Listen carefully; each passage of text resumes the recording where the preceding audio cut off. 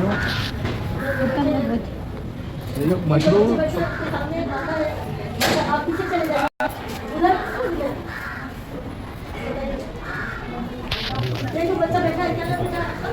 Coffee दे यार, coffee कहाँ है? येलो से तुम्हारा ना ना ना तुम्हारा कौन सी वो सभी फूल रख दो।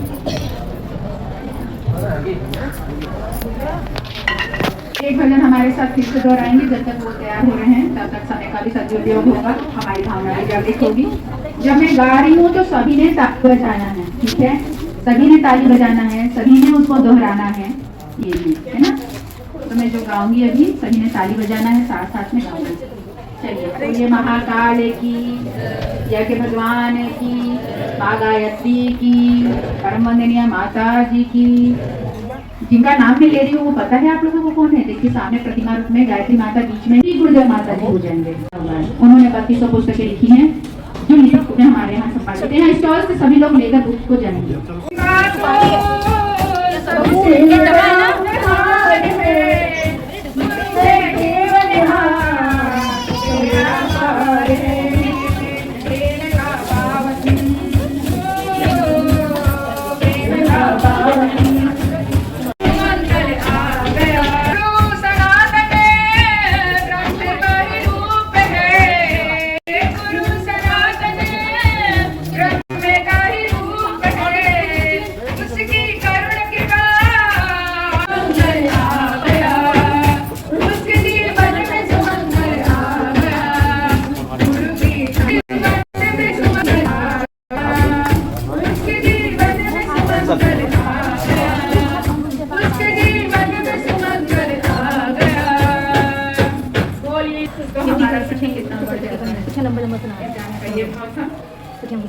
अब आगे को संस्कार कराते हैं। बड़ा सभी कमर सीधी करके बैठेंगे, दोनों हाथ गोदी में, आंखें बंद। स्वर्णिम सविता देवता को मनी मन स्मरण करते हुए एक साथ पुनः एक बार गायत्री मंत्र बोलेंगे। ओम भूर्भुवः स्वः तत्सवितुर्वरेण्यं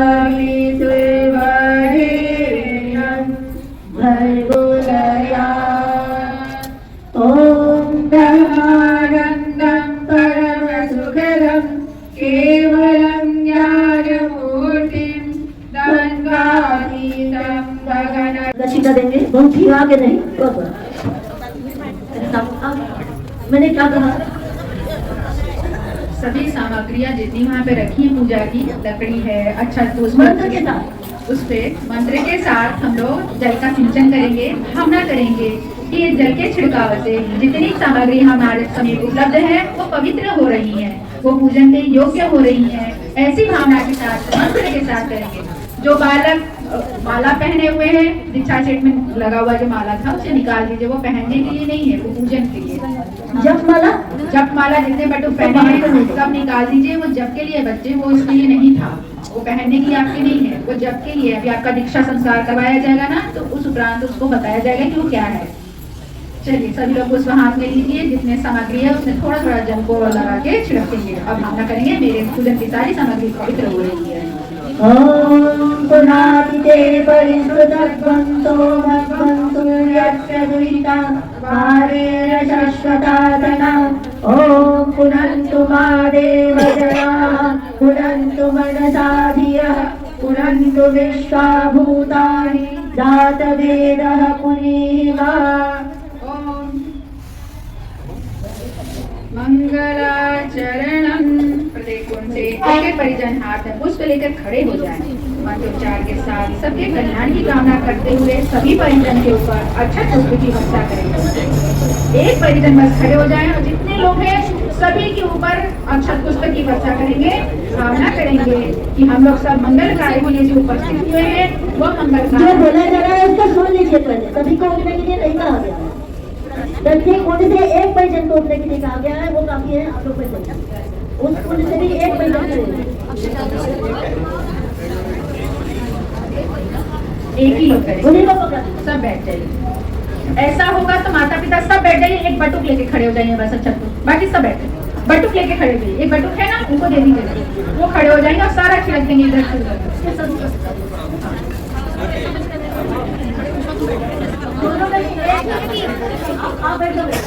चलिए लेके खड़े हो जाइए। अच्छा कुछ लेके हाथ में ढेर सारा दे, वो सब सभी जन भावना करेंगे कि हमारे ऊपर देवताओं का अनुग्रह बरस रहा है।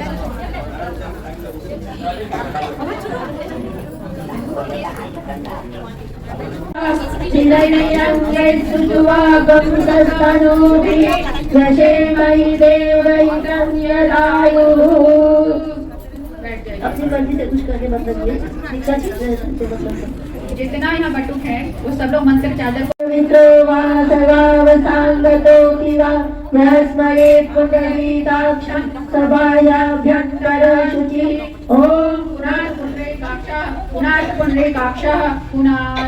अपने शरीर पर छिड़क ले। भावना करें कि हम अंदर बाहर से पवित्र आचमनम। अब 3 बार जल को मुख में डालें, चम्मच से उठाने करेंगे, अच्छे से ध्यान से डालेंगे। 3 बार डालेंगे। 3 बार का भाव क्या है कि मन वाणी और अंतःकरण की शुद्धि हो रही है।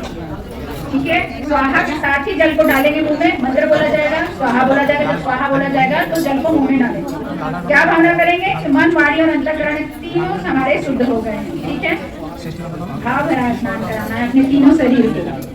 चलो ओम अमृतो वस्तरवसी स्वाहा। ओम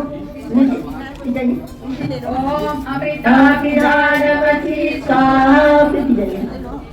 ओम सत्यम यशः श्रीमयी श्रीशतां स्वाहा। अब हाथ को पीछे धो लीजिए। अब कर्म आता है शिखा वंदन का। शिखा वंदनम, जो आपके मस्तिष्क पे जो शिखा विराजमान है ना, उसका पूजन करना है। सभी ने अपना शिखा देखी कहाँ है? सभी को समझ में आ रहा है कहाँ है? जब देव का श्रेष्ठ कार्य होगा तो हमें स्पर्श करना है। जब हमें हाथ में कलावा बांधना है, जब चंदन लगना है तो उसको स्पर्श करना है। क्यों स्पर्श करना है? शिखा का क्या उद्देश्य है? आज से हमारे सर में एंटीना लग गया है। कैसा एंटीना? जब हम लोग टीवी चलाते थे पहले तो एंटीना लगता था, रेडियो लगाते थे तो वो खींचते थे ना उसकी वायर, वैसे हमारे सिर पे एंटीना लग गया है। उसका विषय यह है कि ब्रह्मांड में जितनी भी कॉस्मिक एनर्जी है, जितनी ब्रह्मांडीय ऊर्जा है, वो हमारे इस शिखा के माध्यम से हमारे शरीर में आ जाएगी और हमेशा यहाँ से हमारा और उनका कॉन्शियस और सबकॉन्शियस दोनों, और हम लोग मिलकर जब सुपर कॉन्शियस से कनेक्ट करेंगे तो हमारा शरीर वैसे ही विद्युत ऊर्जा को हमारे अंदर धारण करेगा हमेशा। आज समन्विते तिष्ठ देवी शिखा मध्ये तेजो वृद्धिं पुरुष में। हे प्रभु मेरे शिखा में तेजो की वृद्धि करना, हम तेजस्वी रजस्वी मनस्वी बने, ऐसी भावना ऐसी सद्भावना। प्राणायाम। सभी कमर सीधी करके बैठेंगे, दोनों हाथ गोदी में, आंखें बंद, लंबी गहरी श्वास लेंगे, रोकेंगे, धीरे धीरे छोड़ेंगे, बाहर भी थोड़ी देर रोकेंगे, पुनः दूसरा श्वास लेंगे।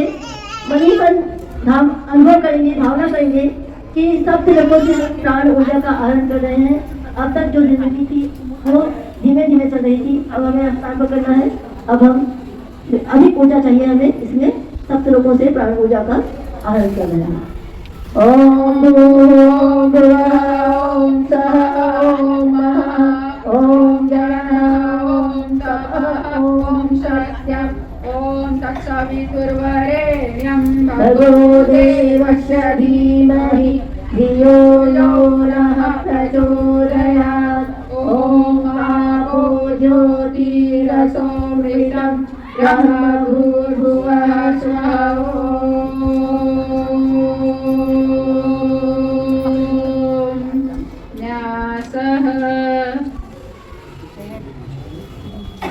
सभी परिजन बाएं हाथ की हथेली में यानी कि लेफ्ट में जल ले ले, चम्मच दाहिने हाथ की 5 उंगली यानी कि राइट हैंड की 5 उंगलियों को उसमें डुबो ले।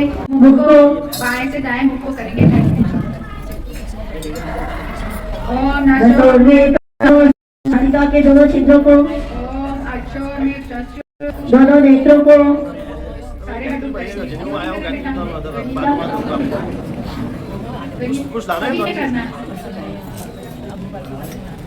मैं हल्द्वानी को अभी आज कल जाऊंगा दिल्ली आऊंगा और ओम अक्षोर में चक्षुरस्तु दोनों नेत्रों को, ओम कर्णयोर में श्रोत्रमस्तु दोनों कानों को, ओम बाहोर में बलमस्तु, दोनों भुजाओं को, ओम उर्वोर में ऊर्ध्वस्तु, दोनों उंगलियों को, दोनों जगहों को। तो 3 को आ जाऊंगा। ओम अरिष्टानि मेघानि तनुस्तन्वातः सह सन्तु। यहाँ पहले बताओ कितनी दिशाएं होती हैं? 4। कितनी दिशाएं होती हैं? 10 दिशाएं होती हैं। पहला पूरब तरफ बोला जाएगा, फिर पूरब और दक्षिण का कोना, फिर दक्षिण बोला जाएगा, फिर दक्षिण और पश्चिम का कोना। ठीक है, उसी के हिसाब से पहले इधर छोड़ना है। क्यों छोड़ रहे हैं?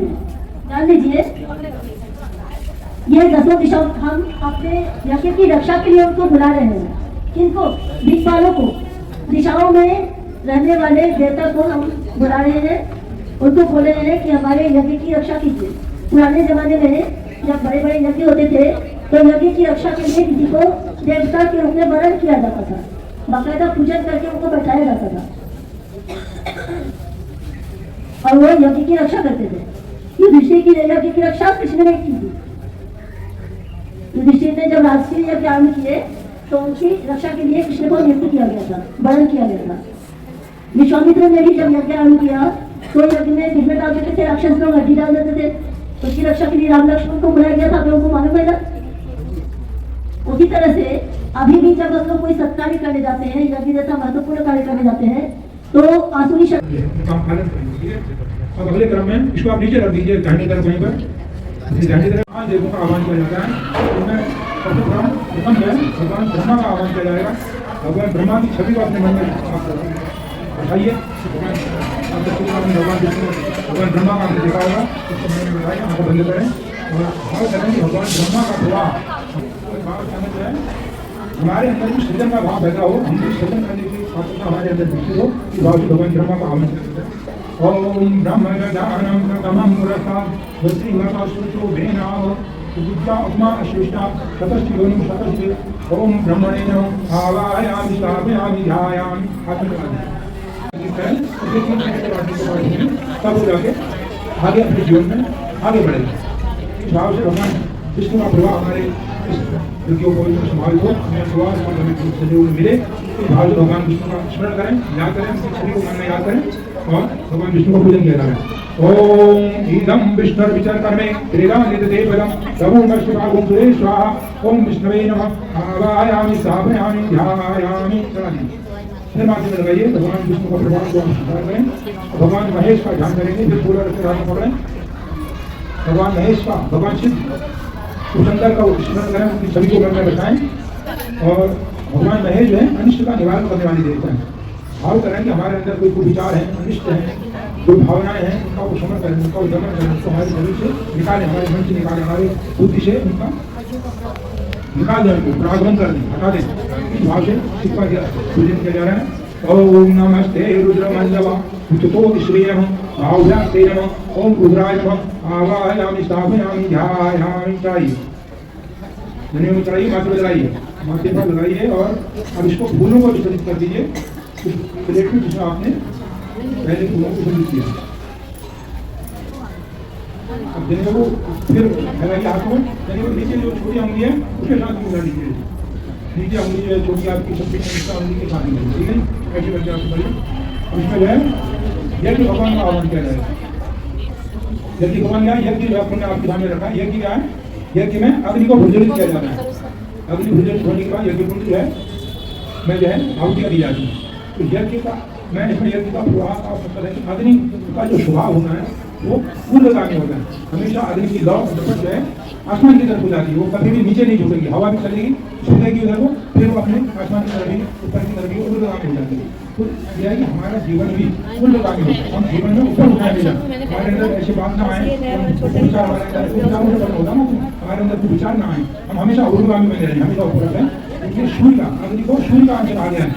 अग्नि सूर्य का अंश है और जल को समुद्र का अंश कहा जाता है, क्योंकि गंगा गंगोत्री से निकलकर आगे आगे मिलती है, समुद्र में जाके मिल जाती है। हर नदियाँ समुद्र में मिल जाती है, तो जल को समुद्र का अंश कहा गया क्योंकि ढाल की तरफ रहता है और अग्नि को सूर्य का अंश कहा गया, वो हमेशा ऊर्ध्वगामी हो।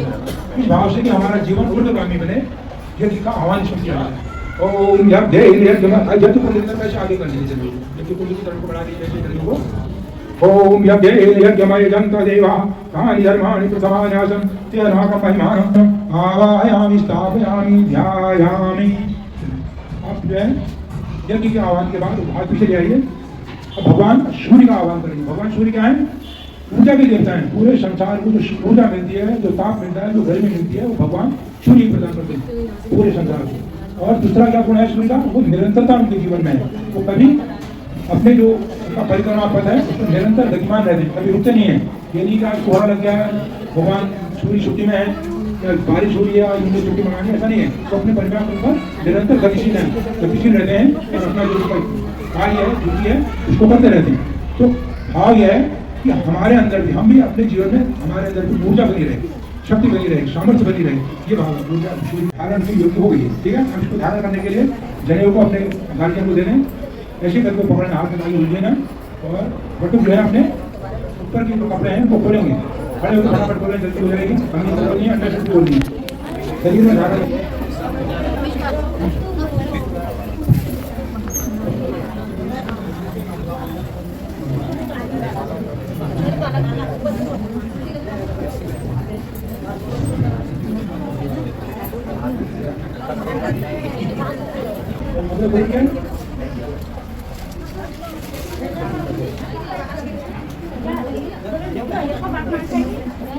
बताया था ना पहले, जनेऊ जो है बाएं कंधे से दाईं की ओर को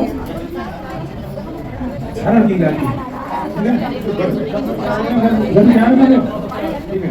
तो आपको क्या है, बटुक जो है दाहिना हाथ अपना ऊपर को उठाएंगे, दाहिना राइट हैंड ऊपर को उठाएंगे, और जो अपने दाहिने हैं मंत्र जब बोला जाएगा उसके पूरा होने पर दाएं हाथ के नीचे जनेऊ को डालेंगे, बाएं कंधे में छोड़ेंगे, दाएं हाथ के नीचे शरीर के बाद बन जाएगी, नीचे दाएं हाथ के अंदर, बाएं कंधे में छोड़ना है। ठीक है, चलिए। ओम यज्ञोपवीतं परमं पवित्रं प्रजापतिर्यज्ञं पुरस्तात् आयुष्मद्गुह्यं पृथिमञ्च शुभ्रं यज्ञोपवीतं परमस्तु तेजो यज्ञोपवीतं परमस्तु तेजो। धारण करें, दाएं कंधे में छोड़िए, बाएं हाथ के दाएं हाथ के नीचे इधर कंधे में आ जाएंगे, इधर कंधे में छोड़िए। अच्छा ठीक है, दाएं बाएं कंधे में आई है ना सबकी, देखिए इधर पीछे देखिए, बाएं कंधे से दाएं कंधे, बाएं कंधे में दाएं हाथ के नीचे रखेंगे। हाँ कभी बता नीचे।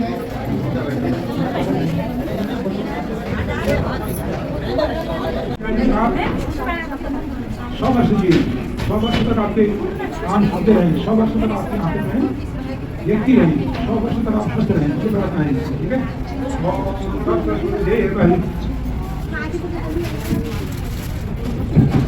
ओम तत्सुरदेवहितं शास्त्रं शरद् शरणसतं जीवेन शरणसतं शरण्यां शरणसतं प्रभवामि शरणसतं विनां नामं शरणसतं भूयश्च शरणसतं।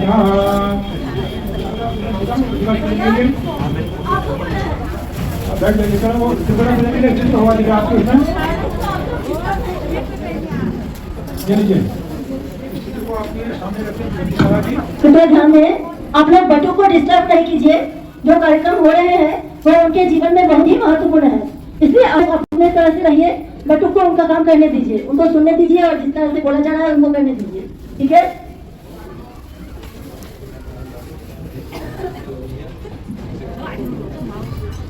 आपको पहले बताया गया कि जो गायत्री है उसमें जो 3 जो लड़े हैं वो त्रिपुरा का प्रतीक माने जाते हैं।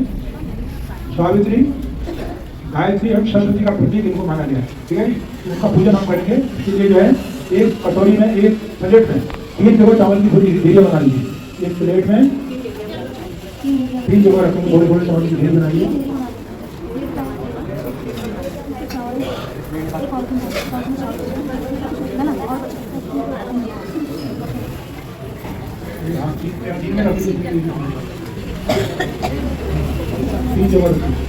बटुक पकड़ेंगे, बटुक पूरा रखने को हाथ में पकड़ेंगे, थोड़े थोड़े रख दीजिए।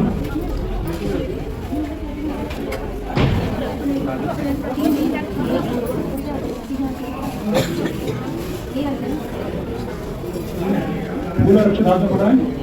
सर्वप्रथम गायत्री का पूजन किया जाएगा। ओम तावम स्वामी सूर्यवाणे आवाहयामि स्थापयामि ध्यायामि। एक प्लेट पे चढ़ा दीजिए, एक डेली पे चढ़ा दीजिए। डेली में तो चावल की डेलियां बनाई थी, उसमें एक को प्लेट में चढ़ा दीजिए। इसे पकड़िए दोबारा। सरस्वती का पूजन, विद्या की देवी सरस्वती। ओम पावकान सरस्वती गाजे विर्वाजिनीवती यज्ञं वसुधियावसु। ओम भूर्वास्व सरस्वती नमः आवाहयामि स्थापयामि ध्यायामि। एक डेली को चढ़ा दीजिए। इसे पकड़िए दोबारा। सावित्री का पूजन हो रहा है। ओम सवित्रा सवित्रा सरस्वत्या वाचा स्वारूपे नाशने राष्ट्रपतिना ब्रह्मणा वर्णो न दशाधिना तेजसा सोमे राजा विष्णुना दशम्या देवतया प्रस्तुतपाणि। ओम भूर्वास्व सावित्रे नमः आवाहयामि स्थापयामि ध्यायामि। तीसरी वाली डेली है। शरण दीक्षा का, दीक्षा में क्या है? गायत्री मंत्र की दीक्षा आपको दी जानी है। गायत्री मंत्र का दीक्षा के बाद जो पवित्र है और जो है द्वितीय जो चरण है वो पूरा हुआ। गायत्री मंत्र दीक्षा के लिए आपको क्या करना है? पहले दिन गुरु पूजन होगा। किस गुरु से आप दीक्षा ले रहे हैं? देखो मैंने पहले बताया था, जो है गायत्री मंत्र का सृजन जो है ऋषि विश्वामित्र ने किया था। भगवान राम को भी गायत्री मंत्र की दीक्षा जो है भगवान ऋषि विश्वामित्र ने ही दी।